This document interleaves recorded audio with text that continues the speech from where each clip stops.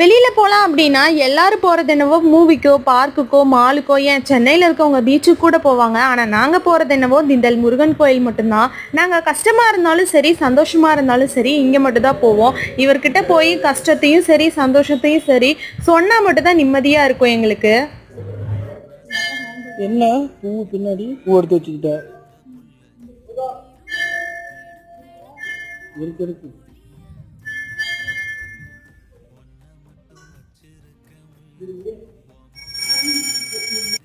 வெளியில போறதே சாப்பிட்றதுக்கு தான். ஆனா என்னோட ஹஸ்பண்ட் வந்து திண்டல்லாம் ஏமாத்திட்டு அப்படியே வீட்டுக்கு வந்து ஆப்போசிட்ல இருக்கிற கடையில ஐஸ்கிரீம் வாங்கி கொடுத்துட்டாரு.